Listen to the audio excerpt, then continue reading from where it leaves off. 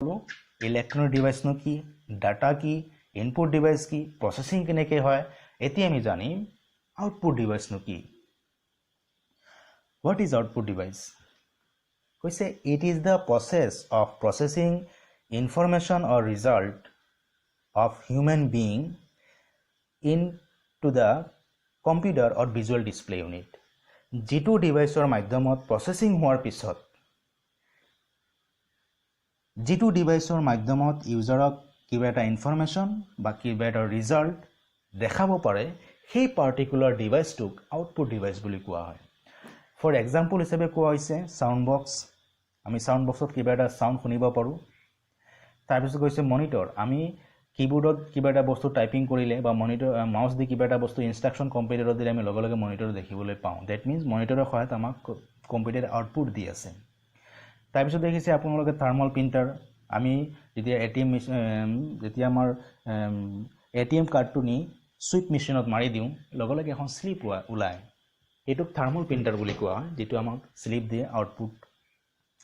তাৰপিছত আহিছে আপোনাৰ ইংকজেট প্ৰিণ্টাৰ।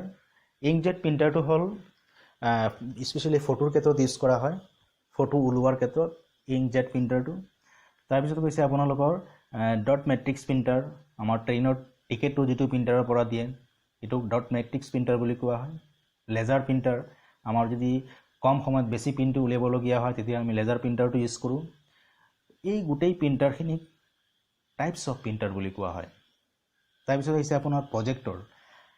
প্ৰজেক্টৰৰ থ্ৰু আমি যদি কেতিয়াবা ডাঙৰ ডাঙৰ ছেমিনাৰলৈ যাওঁ, আমি দেখিবলৈ পাওঁ যে প্ৰজেক্টৰ লগাই আমাক দেখুৱাই আছে যে প্ৰজেক্টৰত অন কৰি যিটো লাইট গৈছে, প্ৰজেক্টৰৰ যিটো ফ্লেক্স, এখন হোৱাইট কালাৰৰ ফ্লেক্স লগাই দিয়ে, আৰু সেই ফ্লেক্সত গৈ প্ৰজেক্টৰৰ যিটো লাইট আছে, লাইট পৰাৰ লগে লগে তাত আমি দেখিবলৈ পাওঁ। ডেট মিনছ প্ৰজেক্টৰৰ থ্ৰু আমাক এটা আউটপুট দিব পাৰে। এইটোৰ কাৰণে প্ৰজেক্টৰটো আউটপুট ডিভাইচ বুলি কোৱা হৈছে। তাৰপিছত কৈছে আপোনাৰ ইয়াৰফোন। ইয়াৰফোনৰ থ্ৰু আমি এটা আউটপুট চাউণ্ডখিনি ল'ব পাৰোঁ। তাৰপিছত হৈছে ৱেবকেম। আমি যদি কাৰোবাৰ লগত ভিডিঅ' কলিং কৰোঁ, যিজন মানুহৰ লগত ভিডিঅ' কলিং কৰি আছোঁ, সেই মানুহজনৰ যিটো ছিটুৱেশ্যনত আছে, যিটো লাইভ আমি চাব পাৰোঁ, তো ৱেবকেম। এইটো কাৰণে ৱেবকেমক আউটপুট ডিভাইচ বুলি কোৱা হয়। তাৰপিছত কৈছে আপোনাৰ মাইক্ৰফোন। মাইক্ৰফোনকো আমি আউটপুট ডিভাইচ বুলি ধৰিব পাৰোঁ। যে এইটো কাৰণে কৈছে যে it is the process of processing information or result of human beings into the computer or visual display unit.